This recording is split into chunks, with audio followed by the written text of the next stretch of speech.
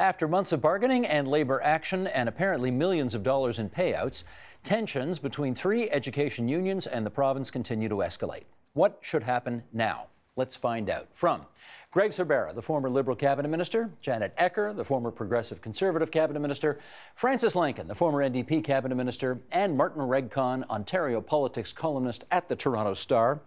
Okay, folks, first of all, welcome back. We got a heck of an issue here to start with. Martin, just bring us up to date, as far as you know, the latest on the state of negotiations between the provincial government and the elementary teachers.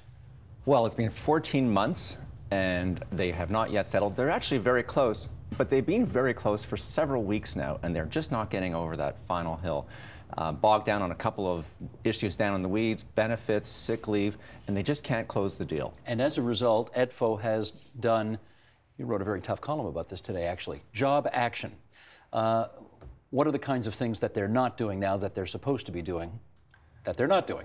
Well, the most important thing for most parents, I believe, is that they have said that they are not going to submit the marks and the comments in particular for the fall progress reports. And this is the second time they've done this consecutively now, so kids will not have had progress reports or comments from their teachers, I should say, since the beginning of the year. They're not returning emails from principals after the end of the instructional day. That's between 3 and 3:30. After that, they're done for their bosses, unless it's about substitutes.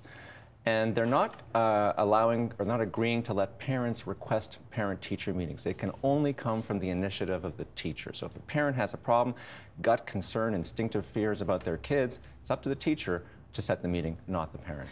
All three of your governments have had your issues with teacher unions during the time that you were in public life, so let's get started. Francis, is the union's reaction to what's happening right now, in your view, reasonable?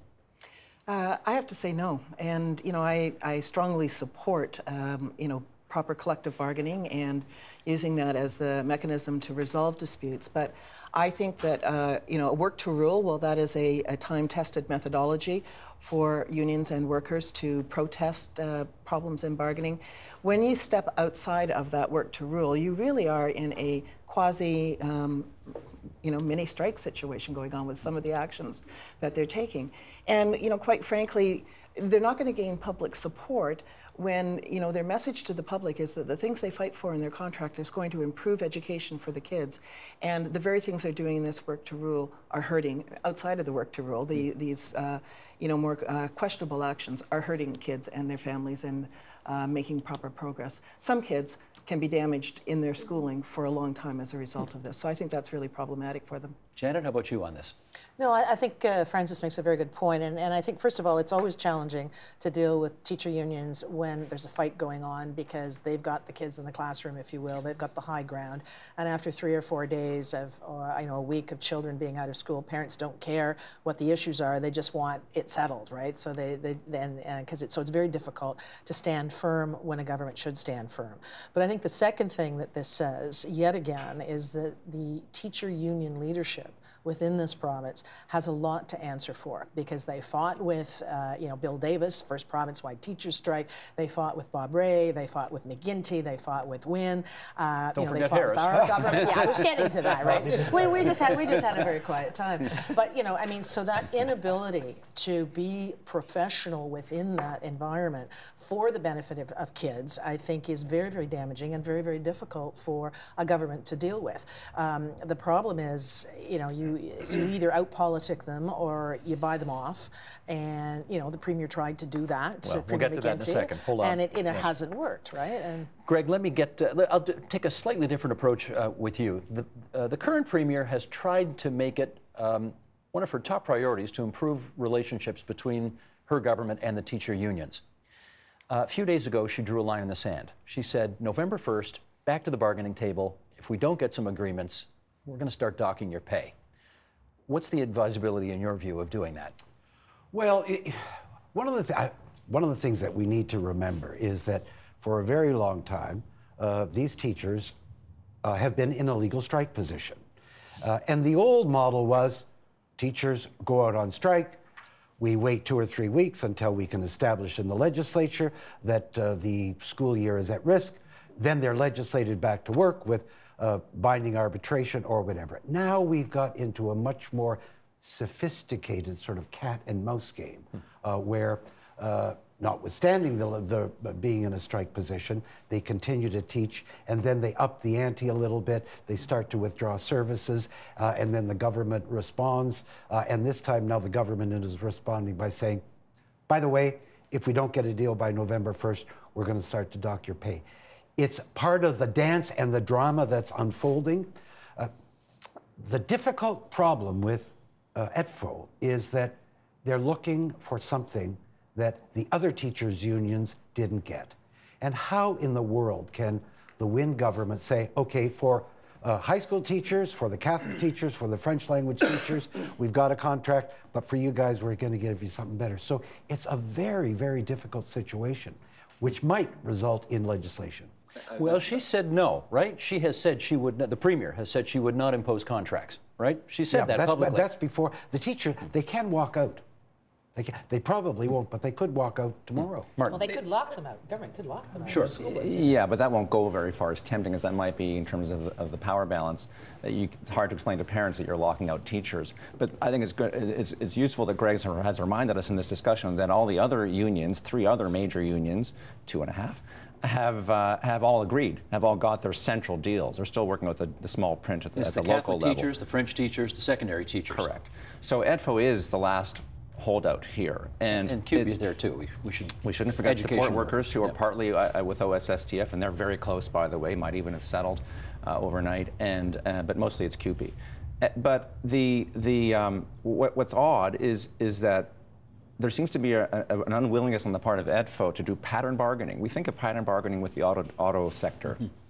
UAW, CAW, Unifor now would have a deal with GM, they'd pick off Chrysler first, and they'd more or less have the same pattern deal. It's just odd for EDFO to try to hold out today, as they did in 2008. Everyone at this table will remember that back then they were offered 12% over 4 years, and EDFO held out for more and ended up getting less. And the union leader ended up with his head on a platter. Correct, but he's still on the union executive, that other leader, Mr. Clegg, I believe. Yeah, and so there's a lot of politics happening at EDFO behind the scenes. But then the government paid them, compensated them for it, right? So I mean, it's the old sort of draw the line in the sand and then let them cross it. I mean, so in some ways, it's not a surprise because EDFO actually, in the long run, won that time. They got the money back, even though they didn't do the deal. It's a learned behavior. I just want to say on pattern bargaining, though, it's not just looking to the private sector. If you look in the broader public sector, it's universities, it's colleges where there's some central bargaining, some local. It's various hospital unions, you know, that some are more local, some are provincial, but those patterns get set. And if you look at the last number of years in the public sector, in terms of wage restraint that has gone on, the pattern is very broad. So they really are not just, you know, running against the flow of teacher unions. It's against the direction of the whole public sector right now. Okay, I got to do a Woodward and Bernstein thing here, which is follow the money, right? Isn't that what they said? Follow the money. We're going to follow the money. To your knowledge, Janet Ecker, did the Harris government ever pay teacher unions millions of dollars on the side secretly to help resolve contract disputes? I don't think so. I don't think so. And I think, and if there had been something about, okay, let's pay for the hotel rooms or let's pay for, you know, the expenses and whatever, I can't imagine our finance ministers of the day handing the union a check, just like, here's a check, because we think that's how much, you know, you should have. Well, apparently they took turns. Apparently one time the union picked up the cost of the hotel, the next time the government did. Yeah, but I think the problem is that first of all, it's the way it's been done. Secondly, the explanation, the way the government has tried to explain it. On the one hand, they're saying, oh well, it's because there was a change in the way we do collective bargaining now. On the other hand, they're sitting there saying, oh no, we've always done this. So I think the whole, and then the minister, unfortunately, you know, her comments about, oh well, who needs receipts? We all know how much this costs. I mean, it's just the whole way it's been managed, I think, too, even doubles the bad odor that it's left with many, many parents. Okay, Francis Lincoln, in your time in government, are you aware of any similar payments having been paid to teacher unions in order to get an agreement?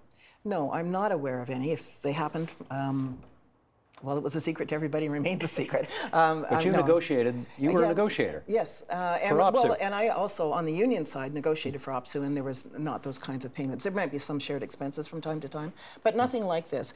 However, the government's explanation, I agree with Janet, by the way this is managed has just been terrible. The government's explanation that there has been a major change in the bargaining structure that they've imposed, and that for a transition period, they committed to supporting that cost for both the unions and the boards, because the boards protested too at the time. I remember when that was going on. That is a reasonable explanation, but why, if they ever told us during that round of bargaining or during the change in the bargaining procedures, I missed it completely. So this has, on top of all the other problems that the McGuinty and Van Wyn government have had around, backroom deals and secret deals, this has a really negative stain, I think, for the government.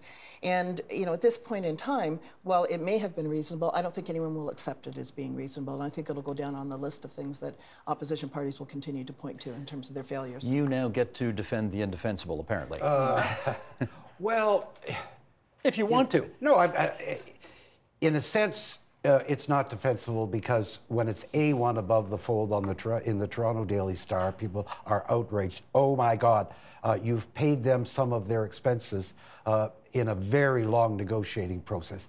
The fact is, it's kind of the very loose ends, minor details in completing the contract negotiations. But the way it was done, it doesn't feel good, it doesn't look good, and there's a better way of doing it, particularly now that it's out there that sometimes we do pay expenses. And this happens in settling major legal disputes in court. Who's going to pay the costs? How can we negotiate the costs? The better way to do it would be to say, okay, on these last little details, let's put our expenses before an independent third party, and that independent third party will come up with a number, and it will be transparent, open. But I'm sure when they wrapped up these final details, nobody ever thought, oh my God, the public would be outraged. And the public is outraged, because it's one of those, it's like the coffee and donuts in the e-health thing. People think, oh my God, I didn't know that was going on. It's not a big deal, but it could have been handled in a much better way. It's a lot more money than coffee and donuts, though. It's not the substance of the issue was a contract involving billions of dollars, and this just ties up the details. Put it in front of a third party, get the receipts in there, so that one can report fully on what happened. Let me go to Martin on this. An attempt to put it in some perspective. The Education Ministry spends $20 billion a year educating the children of Ontario. We are talking about a few $1 million on a budget of 20+ billion. Does that matter? Well, and if my daughters were here, they could tell you the precise decimal, 0.001% because they're way smarter than you, or whatever it is. But look, you're right, it's a fraction of that $20 billion budget. I think a 1% increase in teacher salaries is about $150 million. So we're talking a small quantum. I agree, it looks sneaky, it sounds sneaky, but I think we're getting distracted I think it's a great opposition issue. I don't say that ironically. I think it's a fair point to raise, the secrecy. It looks terrible, I agree as well, politically. But it happens all the time. Not all the time, but often in union negotiations. It doesn't happen if you're a private sector company trying to bid on government contracts, and it says in the contracts from the government, you are on the hook for your own expenditures related to these things. We're not buying your lunches, we're not paying for your hotel bills, et cetera, et cetera. So how come the government takes that approach with private sector companies, but apparently it's willing to give unions millions of dollars to pay their bills? Greg talked about the Toronto Daily Star. We dropped the Daily a while ago. Not in my world. But bless you. The boards also got money. So it's not just the unions. I think the public has lost sight of that. The boards have gotten millions of dollars as well. So I think the total is about $4 million when you factor that in as well. So this was a very complicated process, and Janet is right. They didn't do it under the Tories, but they also had a very messy bargaining process that left us with weeks of strikes. So our tactic has changed, the process has changed. And this has all been settled so nicely. Well, we haven't had a long strike. We've had we've had disruption, which can sometimes actually be worse for the kids in terms of report cards and extracurricular, as you said, right? So there's still problems in the classroom. Greg. The other thing to remember is the actual costs of these negotiations. It goes way beyond $2 or $3 million in lawyers' fees, in analysts' fees, in all of the things that bring parties together and the sort of transactional costs. The difficulty with this relatively minor issue is that the major issue is that kids' education is being compromised, and and we have, after 16 months, we have no agreement. So let us not get our attention diverted from the fact that the provincial government and EDFO and CUPE and part of OSSTF need to come to an agreement. That's the public good. It's not about $1 million here. I just want to say something. I agree with you on the quantum and its relative importance or not. I agree with you on the distraction. But I do want to say that the costs of bargaining on both sides for both parties, whether it is legal fees, whether it is economic research, et cetera, is part of what the taxpayers pay for the boards, and part of what the union membership pays for in their dues for the union. Isn't that what union dues are for? I was a staffer. I was paid out of union dues, and I did economic research, and I did negotiations, and that's par for the course. What's different here is that the government changed the system after all the problems that had happened with the Harris government and the nature of negotiations. The government changed it, and the parties were resistant to some of those changes, and they saw major increased costs coming to get used to the new system and to participate in it fully, and the government said, we're going to cover your cost on a transitional basis. We're coming to the end of that. I agree with Greg. It would be better if there were receipts. It would be better if there had been a determination of what those costs were. We're left to guess, and we're left to find this out about this at the end of the day, which I think is not the standard of transparency that we would want. I'll play devil's advocate with you for a second, Janet. If at the end of the day, kicking in a few million extra bucks to pay for some of the pizzas for the unions actually gets us a settlement faster, gets kids back in school, gets teachers writing report card explanations in a more fulsome way, could you conclude it's money well spent? Well, and it's interesting you should say that, because when a reporter called me and said, oh, da-da-da, they've done this, what do you think, whatever, and then the first thing I said to them is, I said, well, did they get something for this? Because you could see a government at the end of very troublesome negotiations that, trying to close the gap to get the deal, as Martin said, just getting over the hump. If that's what it takes to pay for the pizzas to do it, signing bonuses, maybe you do it. But then say that. Yes, that got us over the hump. That's why we got the deal with those other unions, and parents are happy your kids are in the classroom. Don't be defensive about it. Stand up there and say it, if that's what you did. But I think the other two perception issues that make this even more troublesome, I think, for the government, particularly in the long run.